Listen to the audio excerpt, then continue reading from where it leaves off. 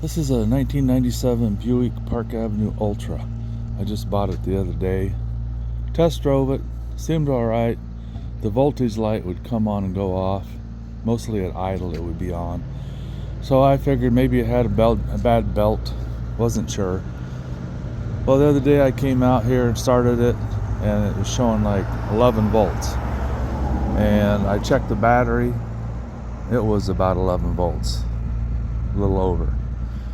So I hooked up to the alternator, which is here, and I put my positive lead on the back here, and I hooked it up to this negative, and I hooked it up to the battery, and it was showing the same thing. So which is basically my battery voltage. So the alternator wasn't doing anything. So I thought, well, I'm not going to mess with it right now. So I came out the next day and I tested it, and it was fine. It was like 14.5 volts when it was running. The alternator was working, and I was like, well, that's kind of weird. Well, I came out today because somebody's coming to look at it to buy it, and same thing. I have like 11 volts.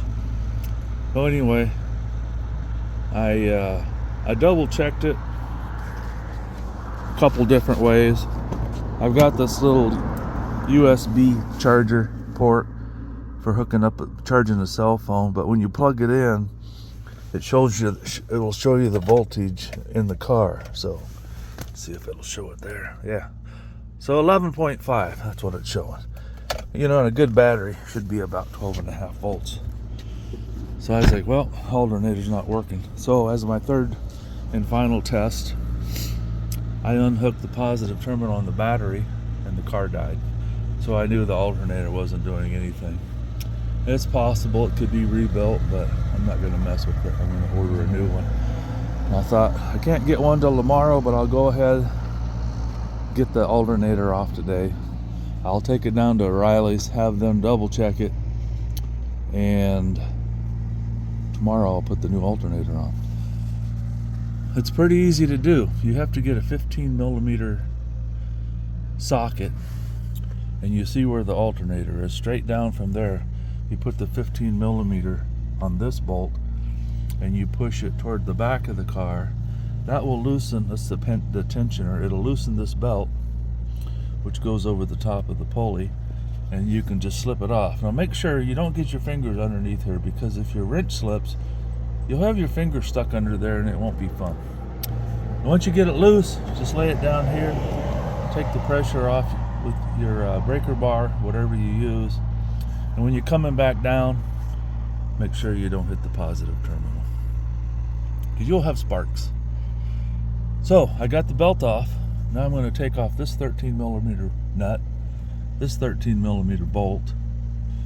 I think they said this is a 10 millimeter in the back, but I haven't got that far yet.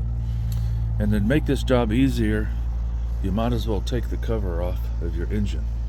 In this case, this motor, a lot of the 3800s are similar. You have a nut on the top here. Take the nut off.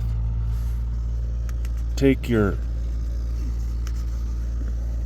if I can get that released, there. Just take this whole neck off of there, and then the top will just slide off. It lifts off from the front, and then, let's see if you can see this. See that little clip right there, or bracket? It just slips underneath this part right here. That's what holds your engine cover down. Now I have more access to this part that I need. And that looks like it's got 2 nuts on it. And it might be the same as the front, which is 13 millimeters. Let me get this motor out of the way for now, or this motor cover. Excuse me, engine cover. I think that might be a 13 also. Yep, that's the 13. So you've got 3 13s. It looks like.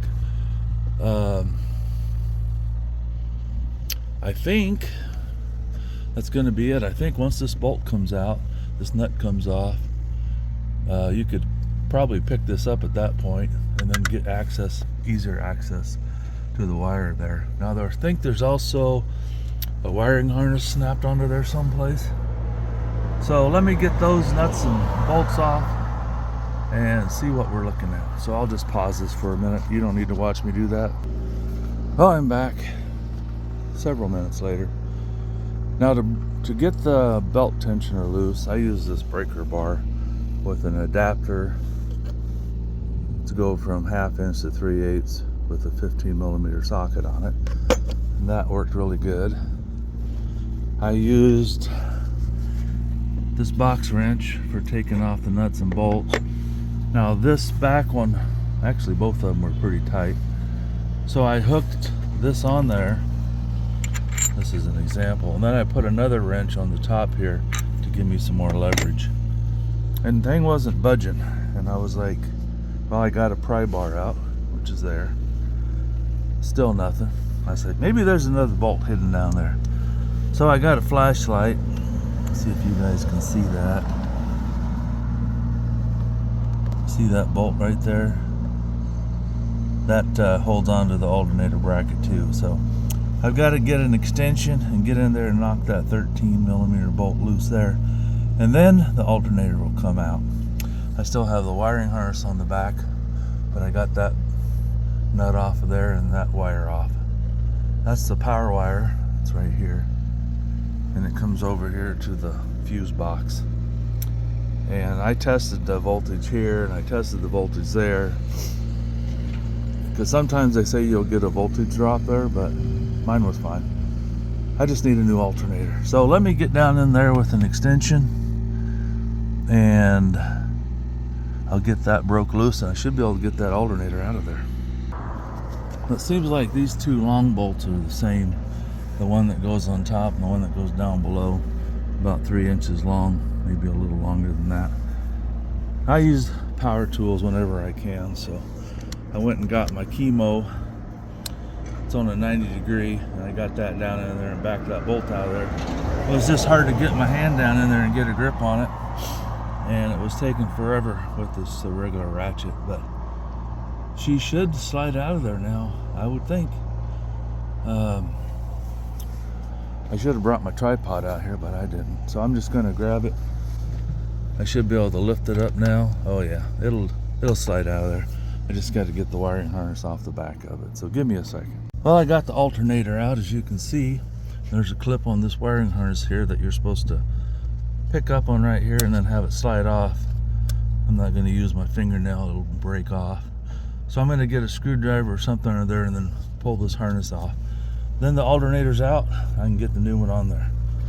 So, of course, to put it back in, just do the reverse. Hook your wiring harness on there, get her put in place. Now, if you tilt it up, like I did, you can slide it off this long bolt here, this stud, and then you can lay it down, get the wiring harness off. Put your bolts on, put your belt tensioner, or loosen your belt tensioner, get your belt back on. Just make sure it's in all the grooves where it's supposed to be, and you'll have your new alternator on. I may post this now or in a little bit, or I may wait and put the new alternator on then post it. We'll see, but hopefully this will fix my charging problem, because this thing should be cranking out 14.5 volts when it's running to run all the electrical inside and charge the battery. So those of you that don't know it, the battery just stores electricity so you can start your car, and then after that it runs off the alternator. So if you have a bad alternator, your car's not going to run very good. It'll cause you problems, and once the battery goes dead from not being charged, you'll be stranded someplace. Thanks for watching. I hope this helps somebody out.